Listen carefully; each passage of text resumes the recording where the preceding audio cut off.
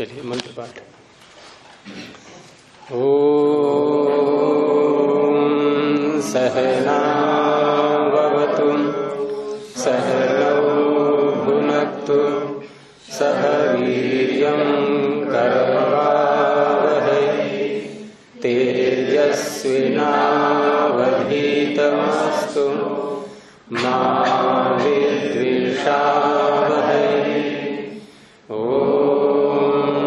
शांति शांति शांति।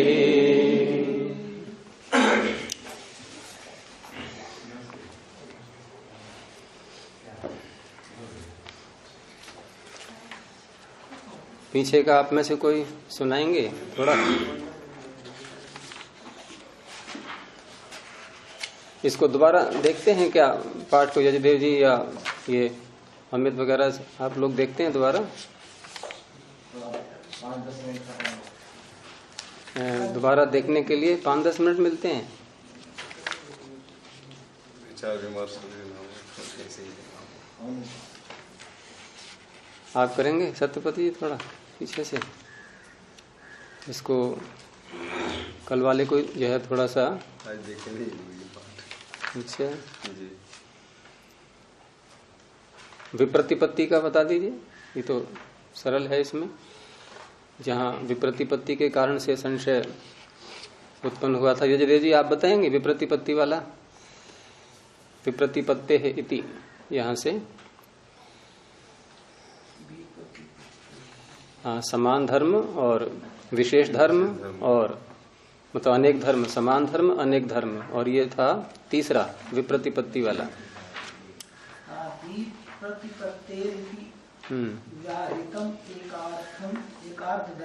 व्याहतम होगा, व्याहृतम नहीं, व्याहतम।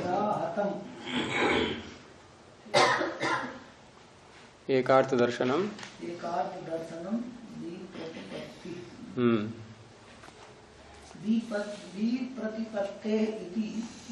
प्रतिपत्ति यह जो है व्याहतम एकार्थ दर्शनम। एकार्थ एक में ही जो है कई अर्थ संक्रमित कर जाते हैं, एक दूसरे को हटाते हैं। नहीं, एकार्थ दर्शन का तात्पर्य है कि एक ज्ञान, एक अर्थ का जो ज्ञान हुआ है किसी व्यक्ति को, विशेष मतलब किसी पदार्थ के विषय में एक ज्ञान उसको हो चुका है पहले। एकार्थ दर्शन, एक अर्थ का उसने दर्शन कर लिया, यानी एक अर्थ का ज्ञान उसको हो गया। जैसे आत्मा है, ये वाक्य उसने पहले सुन लिया, अभी दूसरा नहीं सुनाया उसने कोई भी, तो आत्मा के विषय में क्या हो गया उसको? अब एकार्थ दर्शन। अब जैसे कोई चौराहे पर खड़ा हुआ है व्यक्ति और किसी से पूछा भाई ये रास्ता मुझे इधर को जाना है और आपको पता हो तो बता दीजिए। अब दूसरे व्यक्ति ने उसको रास्ता बता दिया, अब वो चल पड़ा उधर के लिए। आधे रास्ते तक पहुंचा, तभी एक और आया उधर से, सामने से।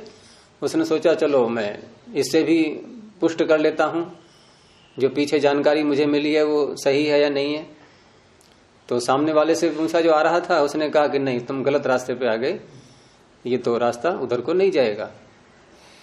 अब पहले वाला जो उसका दर्शन था, जो ज्ञान था, उसमें टकराहट हो गई, अब विरोधी ज्ञान। तो एकार्थ दर्शन का अर्थ हो गया कि एक अर्थ का जो दर्शन किसी व्यक्ति को हो चुका है वो व्याहत जब हो जाता है।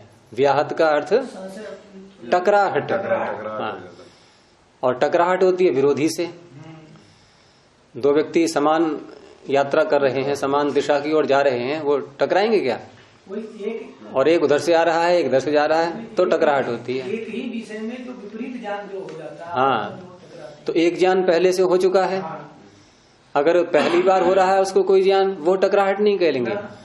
एक ज्ञान हो चुका है, उसके विरोध में जब दूसरा ज्ञान आएगा तो वो टकराहट होगी। अब बोलिए।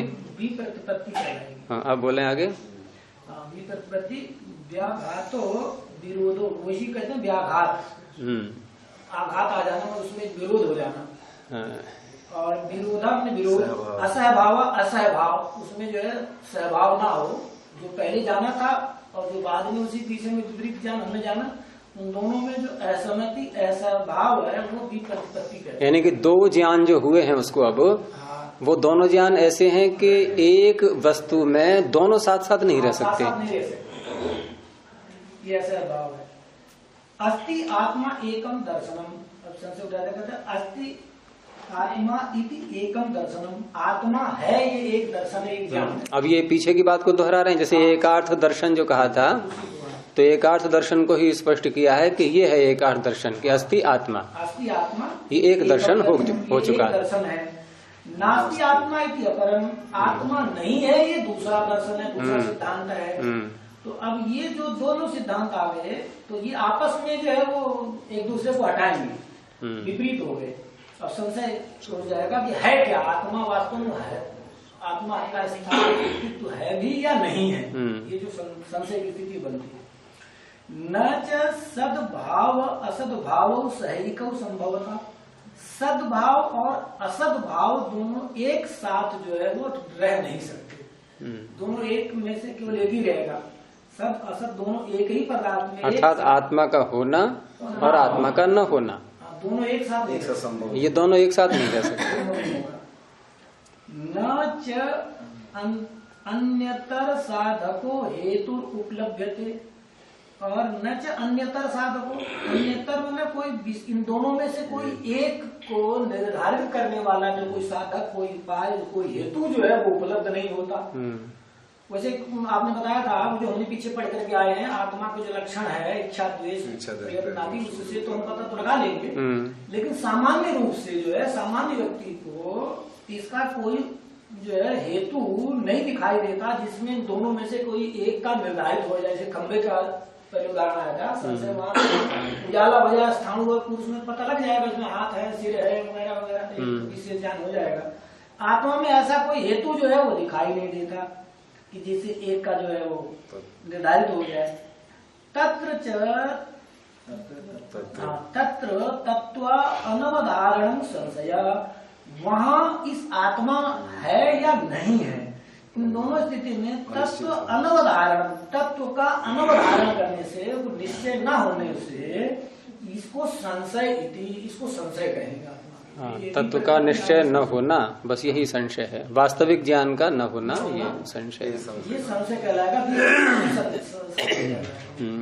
तो ये है कि जैसे जो हम पाठ पढ़ते हैं ना, जैसे आज जो कक्षा में पाठ चलेगा उसको एक बार पहले देख लिया, ये शैली है पढ़ने की। अच्छा जी, वैसे मैं देखता हूँ, आज ही नहीं देख पाया, कल कहीं बिजी हो गया तो मैं बिल्कुल भी नहीं देख पाया। हाँ, तो यहाँ तो कभी पूछ सकते हैं। तो एक बार जैसे प्रथम पढ़ लिया उसको, जो पाठ होना है उसको, क्योंकि हम अपने गुरुजी से ऐसे ही पढ़ते थे, चाहे व्याकरण हो या महाभाष्य हो, कुछ भी हो, जब भी हमारे पाठ चलते थे।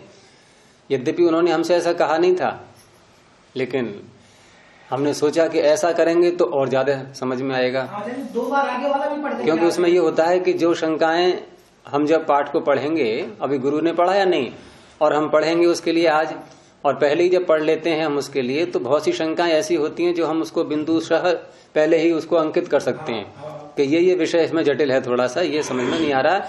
और जब वो वाक्य अध्यापक बताते हैं तो उस पर ध्यान अधिक जाता है फिर, क्योंकि वो हम समझ नहीं पाए थे तो अपना कारण ढूंढते हैं, हम क्यों नहीं समझ पाए, अब गुरुजी कैसे समझाएंगे हमारे लिए ये, तो वो शैली जल्दी पकड़ में आती है।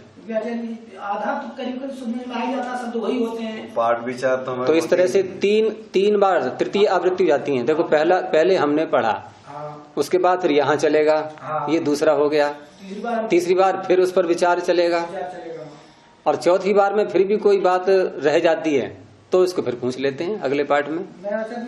तो इस तरह से जाके पहले पुराना दोहराता हूँ, आगे वाला पढ़ता हूँ, तब आता हूँ।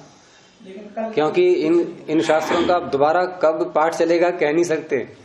जो हो गया सो हो गया, इसलिए इसको ये मान के चलो कि अंतिम बार चल रहा है ये पाठ। ये गुरुजी इच्छा तो है जो पाठ विचार है, लेकिन विचार तो सही मिल करके तब तो ठीक रहता है। हाँ, तो मिलके विचारो, अकेले विचारो, जैसे भी संभव हो उसको विचारना चाहिए। वादे वादे जायते तत्व बोध, वहां पर कोई साथी हो वो भी आवश्यक है। अब नहीं है साथी, चलो हमने वात्स्यायन को ही अपना साथी बना लिया और उन्हीं के साथ जूझ रहे हैं। तो ये संशय के लक्षण के बाद अब उधर बंद है अभी ऑफिस क्या? देखो उधर है कोई तो भेजो उधर के लिए। तो स्थान बताम, स्थान का क्रम अब किसका आ रहा है? स्थान बताम ये बहुवचन है, निर्धारण में षष्ठी, अर्थात प्रमाण, प्रमेय, संशय, प्रयोजन। तो इधर नहीं आना है क्या? इधर नहीं आएंगे? बंद है अभी? अच्छा। तो प्रमाण, प्रमेय, संशय, प्रयोजन, इस सूत्र के अंदर जिन जिन का स्थान जहां जहां आ रहा है क्रम से, तो वो सारे शब्द हो गए स्थानवत, स्थान वाले। अब उसमें बहुवचन, स्थानवताम, उन स्थान वालों में, निर्धारण में षष्ठी, उसमें से एक को चुनना है। तो स्थानवताम, स्थान वालों में अब किसका क्रम आ रहा है? तो प्रमाण हो गया, प्रमेय हो गया, संशय हो गया, और अब आ रहा है प्रयोजन। तो स्थानवताम लक्षणम इति समानम, उन्हीं का लक्षण करना है। तो उसी समानता को लेते हुए उस स्थान वाले क्रमों में जो इस क्रम में आ रहा है वो आगे आ रहा है प्रयोजन। तो सूत्र बोलेंगे यम अर्थम अधिकृत्य प्रवर्तते तत्प्रयोजनम। अब यम और तत्, क्योंकि यत का और तत् का आपस में संबंध होता है। जहां भी यत शब्द आएगा कहीं पर तो साथ में तत् भी आ जाएगा।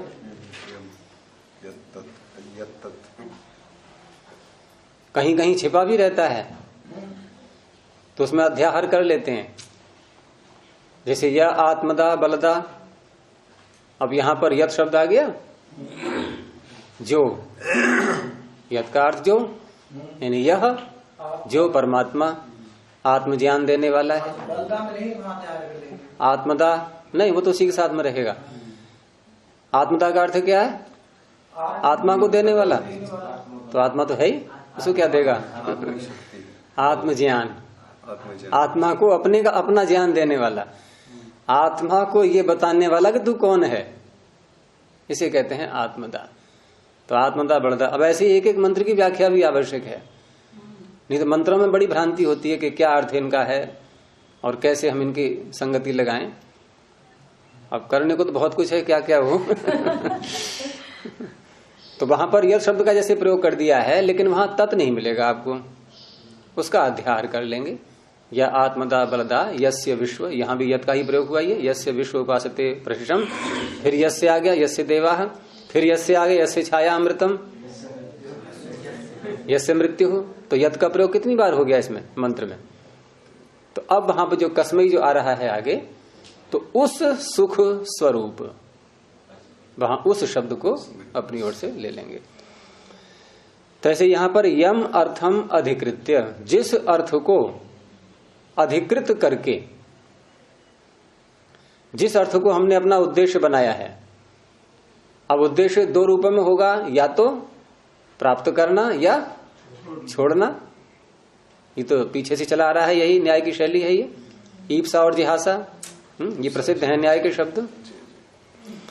तो जिस अर्थ को, जिस विषय, वस्तु, पदार्थ, कुछ भी बोल दें, जिस अर्थ को अधिकृत करके कोई व्यक्ति प्रवृत्त हो रहा है, और प्रवृत्त हो रहा है, यहाँ प्रवृत्ति की व्याख्या पीछे आ ही चुकी है कि ईप्सा और जिहासा से युक्त होकर के जो चेष्टा की जाती है उसे प्रवृत्ति कहते हैं। तो किसी अर्थ को अधिकृत करके कोई व्यक्ति प्रवृत्त होने लगा, तो वह अर्थ उसका कहलाता है प्रयोजन, तत् प्रयोजनम। भाष्य देखिए आगे कि यम अर्थम आप्तव्यम, यहां पकार को और जोड़ लीजिए। यम अर्थम आप्तव्यम, पकार और आएगा, आप्तव्यम हातव्यम वा। किसी अर्थ को, यानी जिस अर्थ को आप्तव्यम प्राप्त करना है, जो प्राप्त करने योग्य है, कृत्य प्रत्यय तव्यत, और हातव्यम या छोड़ने योग्य है, हातव्यम वा।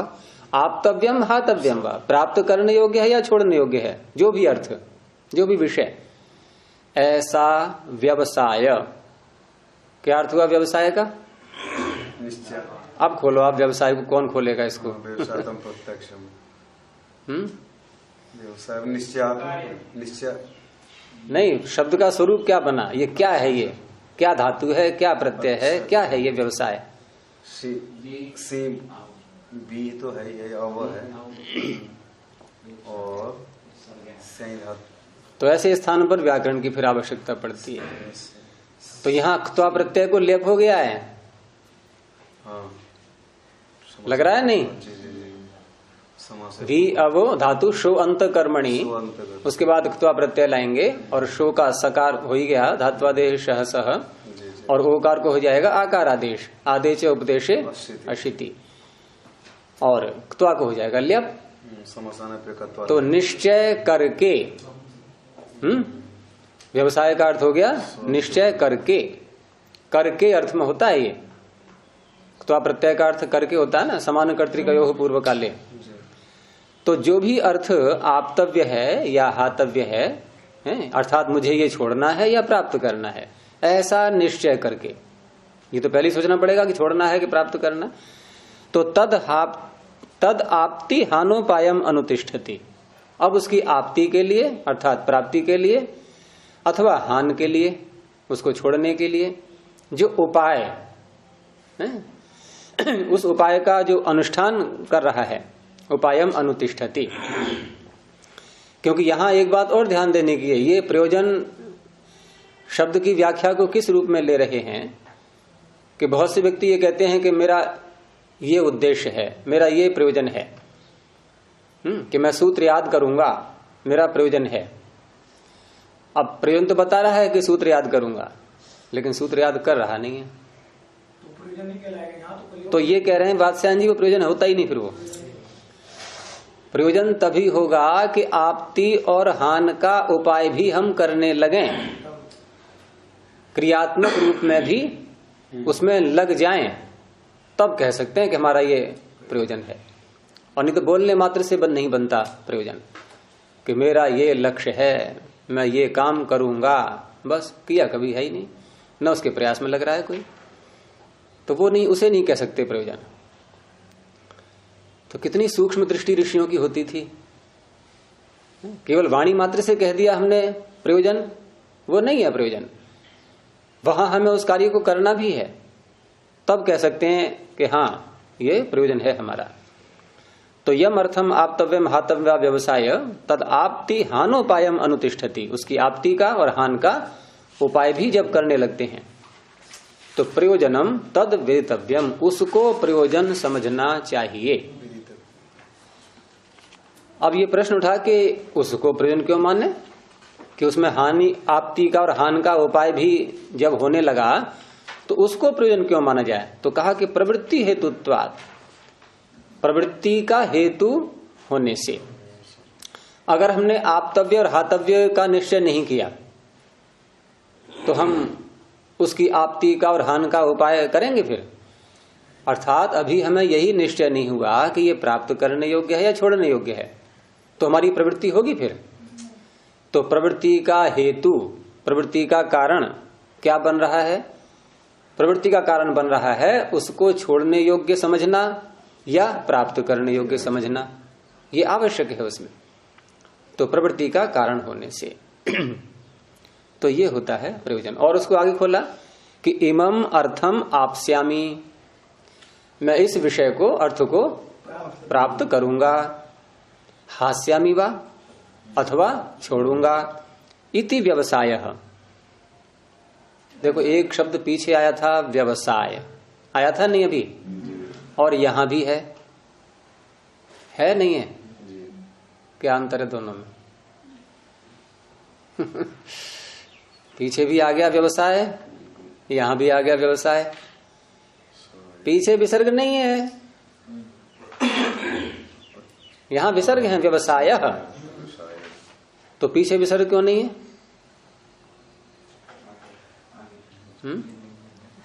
अरे लय प्रत्यांत है वो, तो लय प्रत्यांत अव्यय होता है कि नहीं होता है?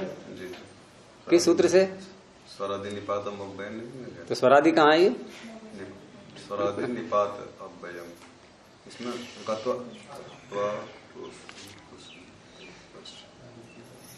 सब व्याकरण डिलीट हो गया लगता है। क्त्वा तो सुन का सुना, क्त्वा को लेप हुआ है, क्त्वा तो सुन का सुना से अव्यय संज्ञा होगी, तो अव्यय संज्ञा होने से सुबादि की उत्पत्ति आएगी, लेकिन हट जाएंगे वो तो सारे अव्ययादाप सुपह। तो वहां पर लय प्रत्यांत है, और ये अभी उलझन ज्यों की त्यों रह गई। ये क्या है फिर? वो तो है लय प्रत्यांत व्यवसाय, और ये व्यवसाय फिर क्या है? ये भी तो व्यवसाय है। अरे ठीक है कि सुप्रत्यय आ गया, विसर्ग हो गया, व्यवसाय बन गया, तो मूल शब्द तो व्यवसाय यहां भी है और वहां भी व्यवसाय था। ये व्यवसाय घय प्रत्यांत है।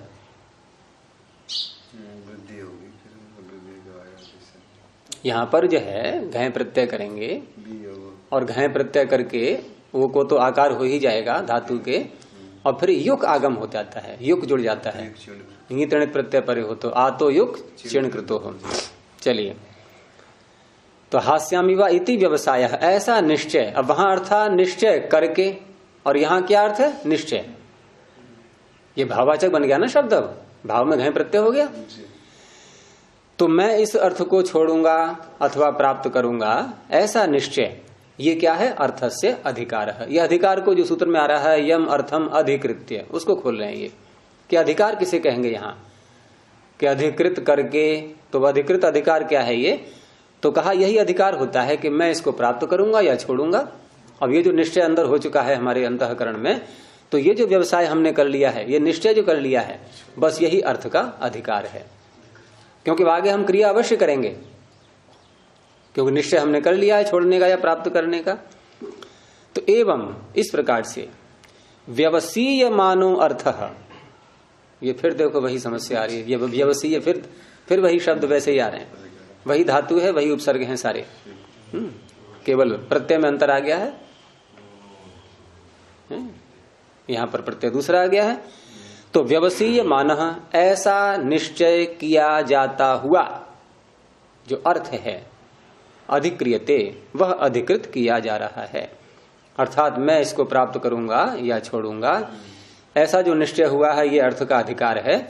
और इस प्रकार से कोई मनुष्य व्यवसीय मानः अर्थ, किसी मनुष्य के द्वारा जो निश्चय किया जाता हुआ जो अर्थ है उसको अधिकृत किया जा रहा है। अब उसके कार्य में प्राप्त करना है तो प्राप्त करने वाले के उपाय ढूंढेगा वो, और छोड़ना है तो छोड़ने के उपाय को अपनाएगा, उसका अनुष्ठान करेगा। तो इस तरह से ये इन्होंने प्रयोजन को बताया। छोड़ना क्या होगा? छोड़ना होगा उससे अलग हट जाना। जैसे पैर में कांटा लग गया तो क्या करते हैं? कांटे को बाहर निकाल के फेंक देते हैं। एक तो ये तरीका हुआ, अर्थात कोई अनुचित वस्तु का हमारे साथ संपर्क हो गया जो हमारे लिए प्रतिकूल है, और संपर्क हो चुका है, तो अब हम उसको हटाएंगे। और एक ऐसा है कि संपर्क नहीं हुआ है, हम रास्ते में जा रहे हैं और कांटा हमें दिखाई दे रहा है, तो अब पैर हम कैसे रखेंगे? बचा के रखेंगे। संपर्क तो नहीं हुआ ना, लेकिन पहले ही बचा लिया हमने। तो दोनों तरह से छोड़ना होता है वहां भी छोड़ना ही। वहां छोड़ना क्या है कि जहां जो रास्ते में हमारा पैर जहां आना चाहिए, भाई जितनी लंबाई हम लेते हैं चलने की अपनी, तो अगर उस लंबाई पर ही ठीक कांटा आ रहा है, कोई कंकड़ आ रहा है, तो हम या तो अधिक लंबा करेंगे पैर के लिए, या कुछ कम चलेंगे, थोड़ा अंतर लेंगे, दाएं बाएं रखेंगे। तो थोड़ी गति जो एक हमारी सामान्य चल रही थी वो सामान्य गति नहीं रहेगी उस काल में, थोड़ा सा अंतर आएगा उसमें, क्योंकि हमें उससे बचना है। तो इस तरह से छोड़ना दोनों प्रकार से होता है। संपर्क होने के बाद भी कोई बीमार हो गया है तो रोग को दूर करना है, यहाँ रोग को छोड़ना हो गया। और एक हम पहले ही पथ्य ले रहे हैं, हम रोग को अपने निकट आने ही नहीं दे रहे, क्योंकि हमारे लिए वो ग्राह्य नहीं है, तो हातव्य है वो, इसलिए। तो इस तरह से जो उपाय किए जाते हैं, और प्राप्त करने में वैसे लगाएंगे, कोई वस्तु प्राप्त नहीं है, हमें चाहिए, हमारे लिए अनुकूल है वो, तो हम उसके उपाय में लगेंगे। तो ये जो हम किसी विषय को पहले चुन लेते हैं कि ये हमें प्राप्त करना है या छोड़ना है, और उसके उपाय में फिर लग जाते हैं, छोड़ने में और प्राप्त करने में, तो उस अर्थ को कहेंगे फिर प्रयोजन। और अगर उपाय नहीं कर रहे उसकी प्राप्ति का और हानि का, तब उसको प्रयोजन नहीं कह सकते। और ये सब बताया क्यों जा रहा है? क्योंकि न्याय शास्त्र की प्रवृत्ति, न्याय की प्रवृत्ति कहाँ होगी, न्याय का प्रयोग हम कहाँ करेंगे, प्रमाणों का प्रयोग कहाँ करेंगे, तो इन सब अवस्थाओं में होने पर ही करेंगे। अब क्रम किसका आ रहा है? ये प्रयोजन का लक्षण तो हो गया। अब कौन है सूत्र में? पहला सूत्र बहुत पक्का होना चाहिए, प्रमाण, प्रमेय, संशय, प्रयोजन, दृष्टांत। कितने हो चुके ये पदार्थ? 16 में से कितनों का लक्षण हो गया? 4 का, प्रमाण, प्रमेय, संशय, प्रयोजन। अब आया 5वां, तो 5वां है दृष्टांत। तो आगे सूत्र बोलेंगे, लौकिक परीक्षकाणाम यस्मिन् अर्थे बुद्धि साम्यम सदृष्टांत। बहुत सरल सूत्र हैं।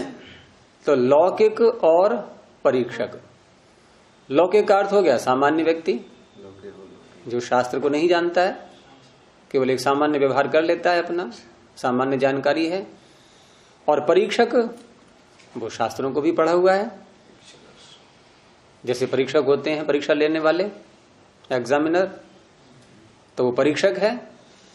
और यस्मिन अर्थे, जिस विषय में, जिस अर्थ में लौकिक और परीक्षक दोनों का, सामान्य व्यक्ति भी और विद्वान व्यक्ति भी, दोनों के बुद्धि की समानता होती है, जहां बुद्धि साम्यम, अर्थात दोनों का ज्ञान समान होता है। जिस विषय में कोई विषय रखा गया और उसमें लौकिक व्यक्ति भी उसको पूरा पूरा जान रहा है और परीक्षक भी उसको पूरा पूरा जान रहा है, और दोनों का ज्ञान समान है, एक जैसा है। विरोध नहीं है कि परीक्षक ने कुछ और समझा है उसको और लौकिक ने कुछ और समझा है, ऐसा भी नहीं है।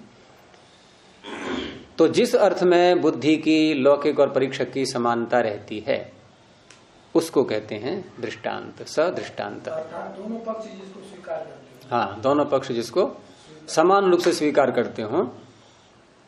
जैसे धुआं और अग्नि वाला उदाहरण देते हैं हम लोग बार बार, तो वहां पर रसोई में अग्नि के साथ में धुआं निकलता हुआ देखना, ये लौकिक ने भी देखा हुआ है और परीक्षक ने भी देखा हुआ है, दोनों का ज्ञान समान है इस विषय में। तो ये दृष्टांत के उपयुक्त हो जाएगा। ये इसको दृष्टांत के रूप में उपस्थित कर सकते हैं कि जैसे रसोई में, ऐसे बोलते हैं ना दृष्टांत के लिए, इसी दृष्टांत को उदाहरण कह के बोलते हैं। वहां पर, वहां शब्द बदल गया है। जो 5 अवयव आते हैं अनुमान प्रमाण को प्रयोग करने के लिए, तो वहां प्रतिज्ञा, हेतु, उदाहरण, तो उदाहरण जो वहां पर अवयव है यही दृष्टांत है। वो ये स्वयं बता भी देंगे आगे कि इसी को उदाहरण शब्द से कहा गया है वहां। तो भाष्य देखिए कि लोक साम्यम अनतीता लौकिका, लोक साम्यम है, लोक की समानता, लोक जिस विषय को स्वीकार कर रहा है उसकी समानता, और उससे जो अनतीत है, अर्थात उससे जो अतीत नहीं है उसी को मानता है, जो उससे गया हुआ नहीं है, उससे दूर नहीं है वो। लोक साम्यम अनतीता, जो लोक के साम्य से अनतीत है, उससे पृथक नहीं है, उन्हें कहेंगे लौकिका, वो लौकिक मनुष्य हो गए। और कैसे होते हैं लौकिक ये? कि नैसर्गिकम वैनयिकम बुद्धि अतिशयम बुद्ध्यतिशयम अप्राप्ता। एक होती है नैसर्गिक बुद्धि मनुष्य की, और नैसर्गिक बुद्धि का तात्पर्य होता है कि कोई विषय सामने आया और कोई बता भी नहीं रहा है, फिर भी वो समझ लेता है विषय को। इनकी प्राकृतिक रूप से, स्वभाव से उसको ईश्वर ने ऐसी बुद्धि दी हुई है, जो सूक्ष्म विषय को भी, अज्ञात विषय को भी बड़ी सरलता से समझ लेता है। निसर्ग से प्राप्त नैसर्गिक, और निसर्ग कहते हैं स्वभाव, निसर्ग का तात्पर्य स्वभाव, नैमित्तिक नहीं कहते उसको। जिसे कहते हैं प्रतिभा, प्रातिभ ज्ञान, प्रातिभ ज्ञान, अचानक ज्ञान उत्पन्न हो जाना कोई सा भी। काव्य के लक्षणों में प्रातिभ ज्ञान प्रमुख है, मतलब कभी वही हो सकता है जिसको प्रातिभ ज्ञान। तो वही ज्ञान जो है वो नैसर्गिक कहलाता है। चातुर्थी अर्थ में लिए गुरु जी प्रत्युत्पन्न मति भी तो चातुर्थी अर्थ में है जी, प्रत्युत्पन्न मति जिसको कहते हैं। हाँ, प्रत्युत्पन्न मति, प्रत्युत्पन्न हो चुकी है मति जिसकी, पहले से ही उत्पन्न है बुद्धि जिसकी, बहुरी समास, प्रत्युत्पन्ना मतिर यस्य।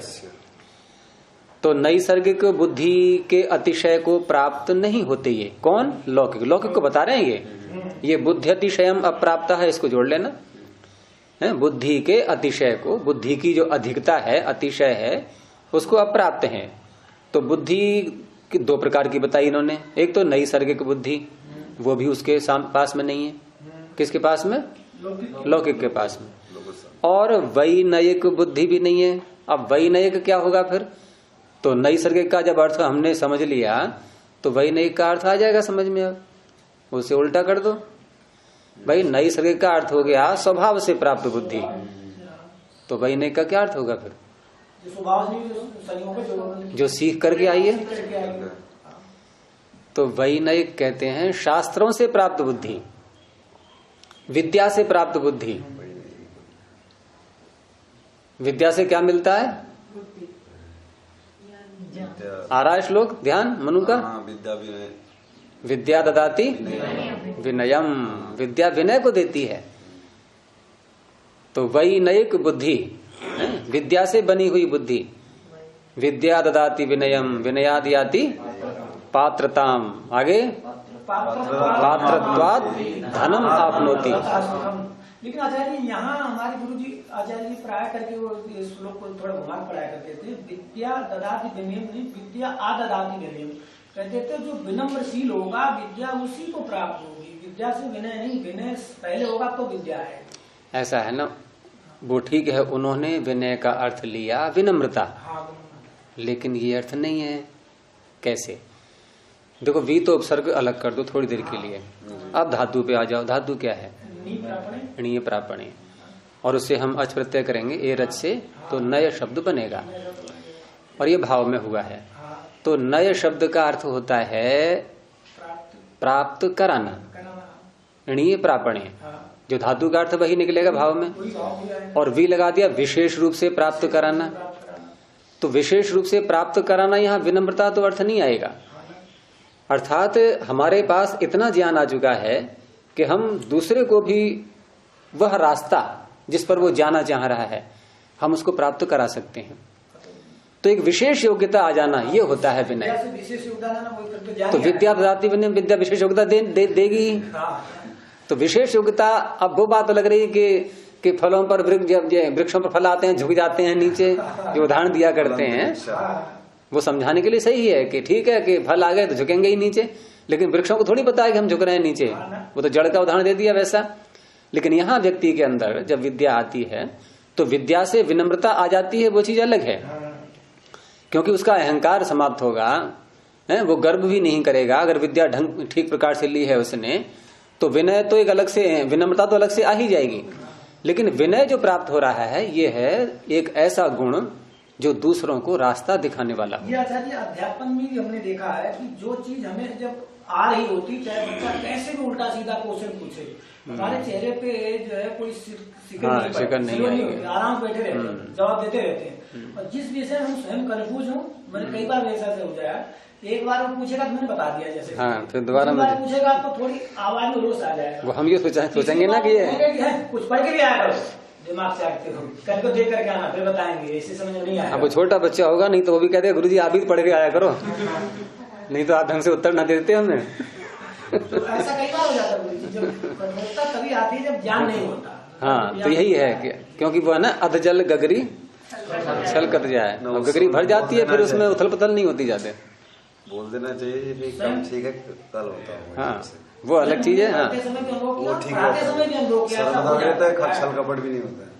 हमारे गुरुजी मीमांसक जी इतने विनम्र थे कि जहां भी उनको लगता कि मैं इसका उत्तर इस प्रश्न का सही नहीं दे पाऊंगा, मैं उनसे कोई प्रश्न पूछता था तो कई बार तो चलो ठीक है वो कहते कि मैं फिर बताऊंगा सोच करके, और कई बार तो उन्होंने यहां तक कह दिया कि ये मेरा विषय नहीं है, मैं इसमें कुछ भी नहीं बता पाऊंगा।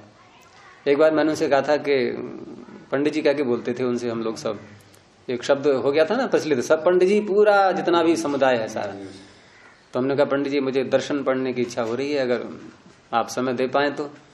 बोले नहीं ये मेरा विषय नहीं है, ये तुम्हें किसी और के पास जाना पड़ेगा। वेदांत दर्शन की बात थी, तो मीमांसा तो उनका था ही मुख्य विषय, मीमांसा पर तो भाष्य ही किया उन्होंने, तो उन्होंने साफ कह दिया कि ये मेरा विषय नहीं।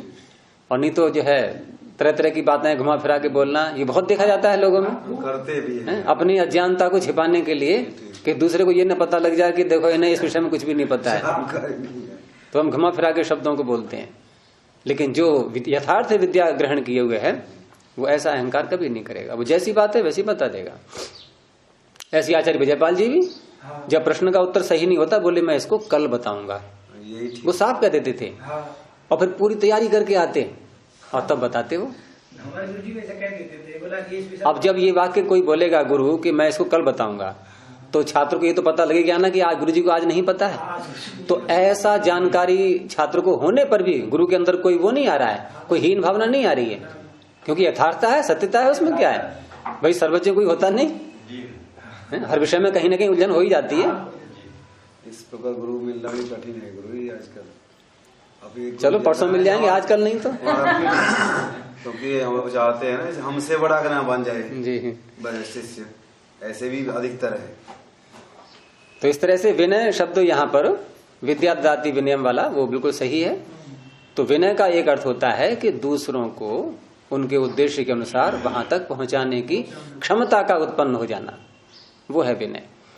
तो ऐसी बुद्धि के अतिशय को भी प्राप्त नहीं है वो लौकिक व्यक्ति, क्योंकि शास्त्र पढ़े नहीं है उसने, न तो नैसर्गिक बुद्धि है न वैनयिक है।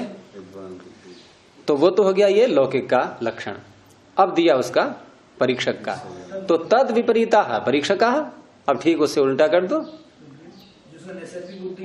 जो तद विपरीत है उससे उल्टा है, यानी कि नैसर्गिक बुद्धि से युक्त है, अथवा बोलेंगे अथवा नैसर्गिक है, दोनों में अथवा वैनयिक है। आवश्यक नहीं कि दोनों बातें एक ही बार हो जाए, भाई हो सकता है नैसर्गिक बुद्धि वाला भी हो या फिर शास्त्रों से प्राप्त कर लिया हो उसने, शास्त्र पढ़ के, तो उन्हें कहेंगे परीक्षक। और तर्केण प्रमाणै ही, और वो कैसे होते हैं उन्हीं परीक्षक को बताया आगे कि तर्केण तर्क के द्वारा, प्रमाणै ही प्रमाणों के द्वारा, अर्थम परीक्षितुम अर्हन्ति, वो अर्थ की परीक्षा कर सकते हैं, उसमें समर्थ हैं वो, क्योंकि नैसर्गिक बुद्धि के द्वारा अथवा वैनयिक बुद्धि के द्वारा वो अर्थ का परीक्षण कर सकते हैं, वो जांच कर सकते हैं उसकी, वो अपने संदेह को दूर कर सकते हैं, तो ऐसे कहलाएंगे परीक्षक। अब आगे जो बात आ रही थी कि दोनों का साम्य हो वो क्या है, तो बता रहे हैं कि यथा यम अर्थम लौकिका बुद्ध्यन्ते, जिस प्रकार से, यथा का मतलब जिस प्रकार से इनकी ज्ञान की जो प्रक्रिया है ठीक वैसे ही, उसमें अंतर नहीं है। जिस प्रकार से यम अर्थम, जिस अर्थ को लौकिका बुद्ध्यन्ते, लौकिक मनुष्य जानते हैं, तथा परीक्षका अपि, क्योंकि यथा आया था तो तथा आएगा ही, तथा परीक्षका अपि, परीक्षक भी उस अर्थ को वैसा ही जानते हैं। तो सह अर्थ, ये जो अर्थ किया है वाक्य, ये किसके लिए बता रहे हैं, साम्य के लिए, कि समानता कैसे दिखाएंगे हम। तो समानता यह है कि जिस अर्थ को लौकिक व्यक्ति जान रहा है जिस रूप में, उसी रूप में परीक्षक भी उसको जान रहा है। तो सह अर्थ, वह अर्थ बनेगा दृष्टांत, वह विषय, वह दृष्टांत कहलाएगा। और दृष्टांत से कार्य क्या क्या होता है, तो उसको बता रहे हैं आगे कि दृष्टांत विरोधेन ही, दृष्टांत के विरोध से, अर्थात दृष्टांत किसी सामने वाले ने दिया अपने पक्ष को सिद्ध करने के लिए, और उसका हमें खंडन करना है, क्योंकि वाद होता ही तब है जबकि एक का पक्ष कुछ और है, दूसरे का कुछ और है, तो वह उसका करेगा खंडन, वह उसका करेगा, दोनों एक दूसरे का करेंगे, तभी तो एक निर्णय पर पहुंचेंगे। तो सामने वाले ने कोई दृष्टांत दिया और हमें उसका करना है खंडन, तो जैसा दृष्टांत उसने दिया है उसका विरोधी दृष्टांत लाएंगे हम अब, उसका विरोधी दृष्टांत। और विरोधी दृष्टांत जब आता है सामने तो पूर्व वाले का दृष्टांत खंडित हो जाएगा। तो दृष्टांत विरोधे न ही, विरोधी दृष्टांत के द्वारा, दृष्टांत के विरोध से, अथवा उसके दृष्टांत में हम विरोध दिखाएं कोई और, तो इनके द्वारा प्रतिपक्षाः प्रतिषेधव्या भवन्ति इति।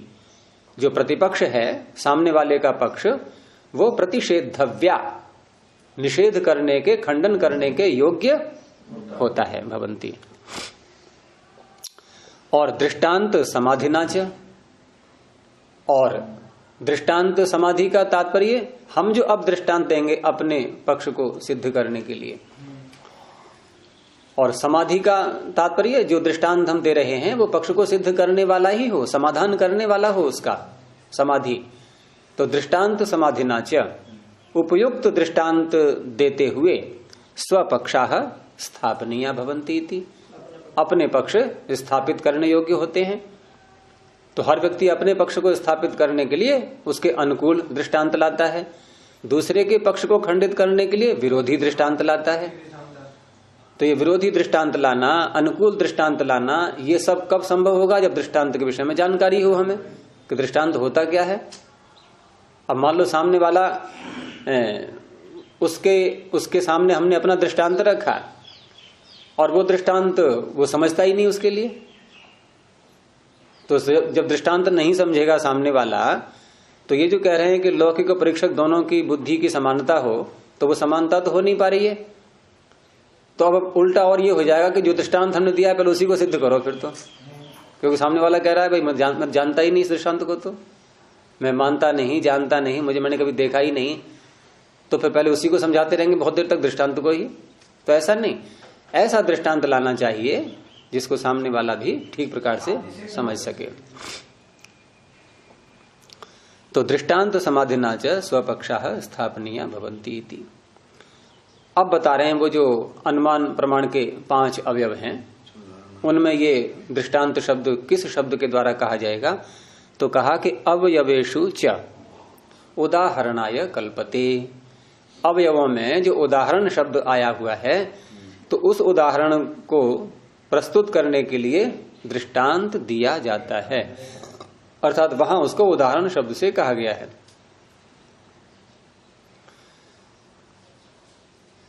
तो ये दृष्टांत का हो गया यहां पर। और अभी जो ये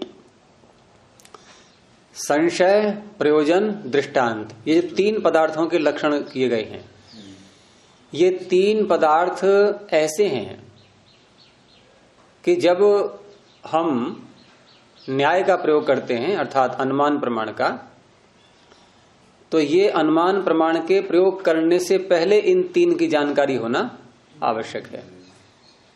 इसलिए इनको कहते हैं न्याय के पूर्वांग।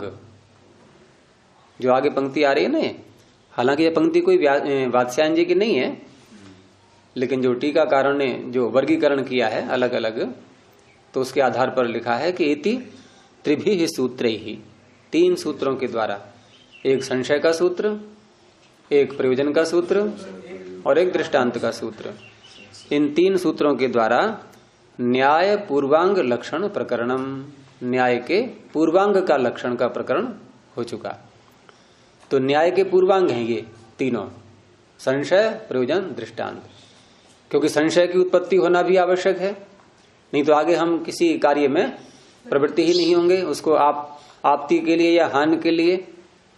और फिर प्रयोजन हमारा क्या है, हमने किसको बनाया है अपना प्रयोजन, हम क्या प्राप्त करना चाहते हैं, क्या छोड़ना चाहते हैं, ठीक है ना। और फिर दृष्टांत के द्वारा हम उसको समझते भी हैं उस विषय के लिए। तो ये पूर्वांग न्याय के पूर्वांग कहलाते हैं। अब क्रम किसका रहा है? प्रमाण, प्रमेय, संशय, प्रयोजन, दृष्टांत। कितने हो गए ये? 5 हो गए। प्रमाण, प्रमेय, संशय, प्रयोजन, दृष्टांत। अब छठा पदार्थ क्या है? सिद्धांत। अब सिद्धांत का जो हम लोक में अर्थ लेते हैं सामान्य रूप से, तो क्या अर्थ लेते हैं सिद्धांत का? मतलब कोई बहुत पक्की बात जो शास्त्र से सिद्ध हो, शास्त्र सम्मत हो, ऋषियों ने जिसको बताया हो, ऋषियों ने अपनाया हो अपने जीवन में, वेदों के अनुकूल हो, सामान्य नियम, ये तो हम लोक में अर्थ ले लेते हैं, लेकिन वो अर्थ यहाँ नहीं है। मैंने इसलिए बताया आपको पहले से ही, वो अर्थ यहाँ नहीं है। यहां जब दो व्यक्ति आपस में बात करते हैं और दोनों आपस में बात करेंगे तो एक विषय को लेकर करेंगे, लेकिन विरोधी होंगी आपस में। जैसे हमने कहा कि ईश्वर निराकार है, दूसरा कह रहा है साकार है।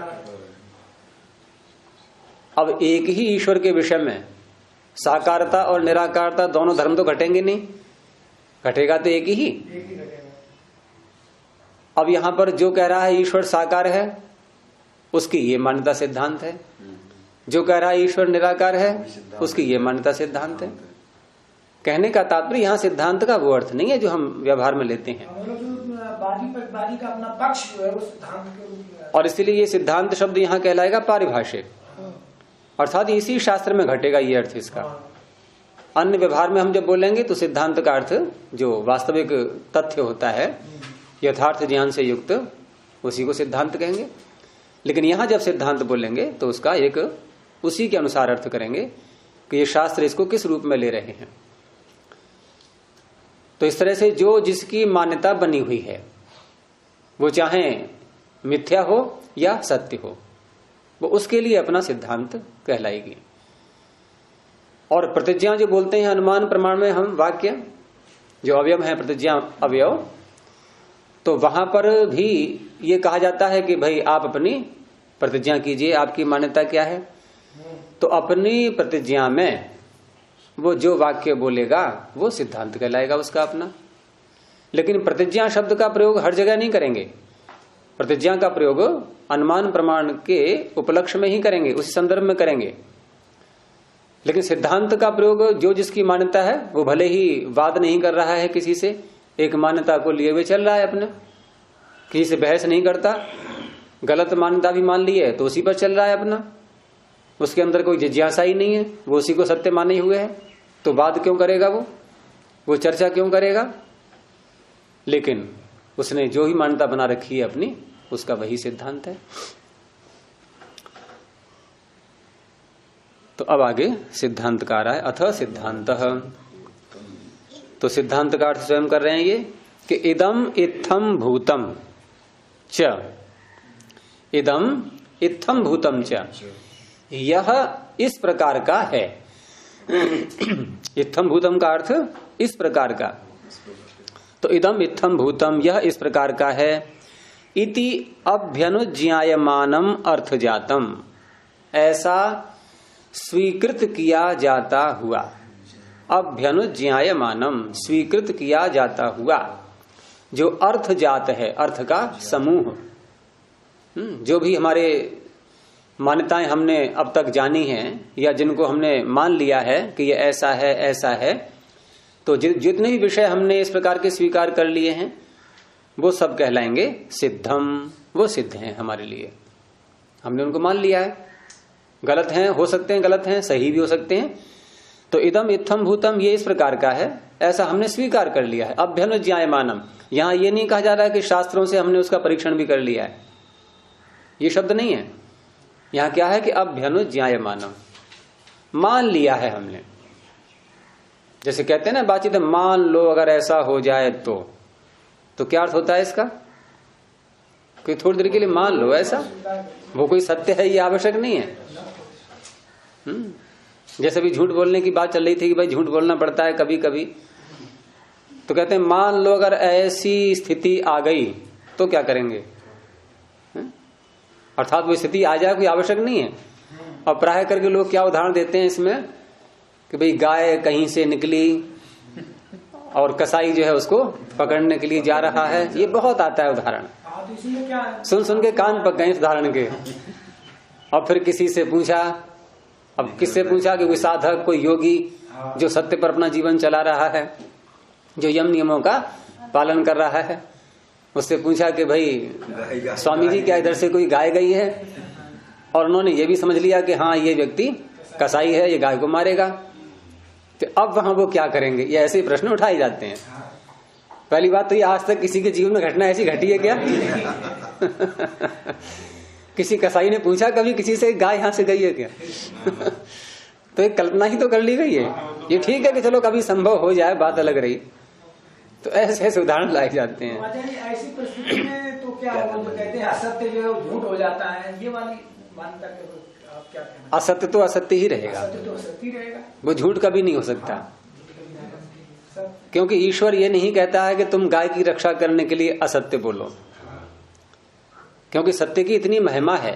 सत्येन उत्तभिता भूमि ही मंत्र आता है कि ये सारा संसार सत्य पर ही टिका हुआ है। सत्येन उत्तभिता भूमि ही। और फिर आगे और भी वर्णन आते हैं कि सारे हमारे महापुरुष इसी मार्ग से चले हैं। सत्येन पंथा विततो देवयाना, सारे उसी मार्ग से चले हैं। तो क्या गारंटी हमने सरकार इधर गई है तो उधर थोड़ी दूर जाने के बाद मुड़ के, मैंने अभी कहा था ना, उदाहरण कभी आया ही नहीं किसी जीवन में, सारी बात है। और अगर आ भी जाए तो वहां क्या बोलना भी आवश्यक है क्या? अब वहां और क्या तर्क देते हैं कि यदि वो नहीं बोला तो कसाई उसी को मारेगा। फिर अरे क्यों मारेगा कसाई उसी को बेचारे को? जब वो ये कहते मान लो बोले ही नहीं है तो कोई जरूरी है कि कोई बुलवाई ले किसी से? कोई आवश्यक नहीं, नहीं देता उत्तर वो।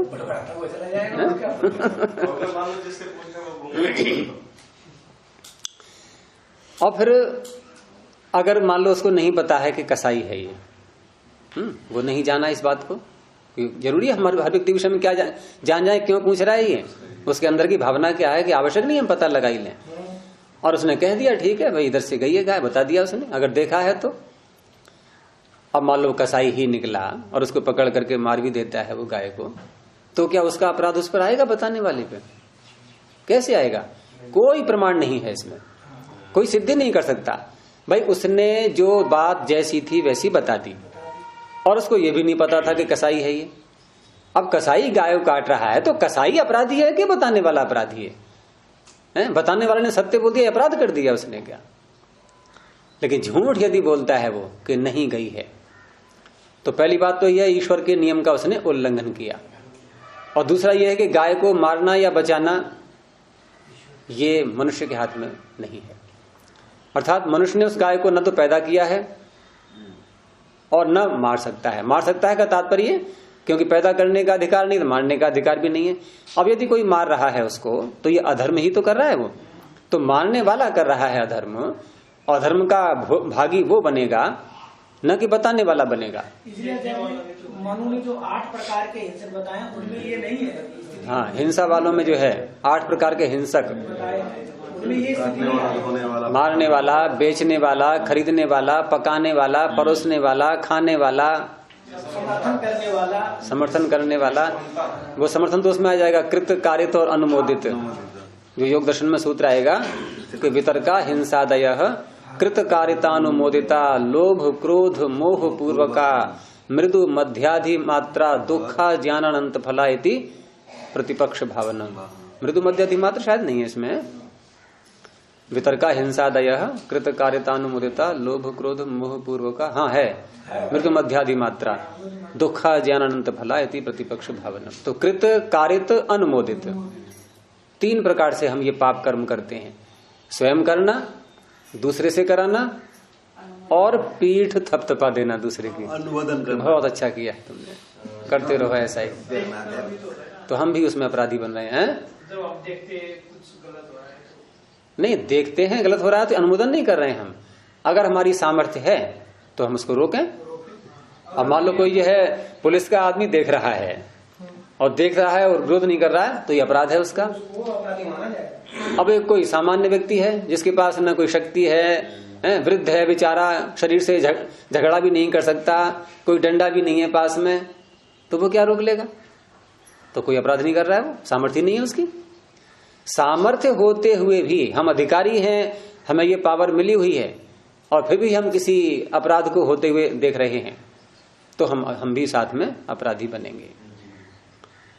लेकिन हमारा वो विषय ही नहीं है, क्योंकि कानून को हाथ में न लेने की बात की जाती है नहीं, तो हमारा विषय ही नहीं है वो, हम शासन में है ही नहीं, तो फिर हम कैसे रोकेंगे उसके लिए?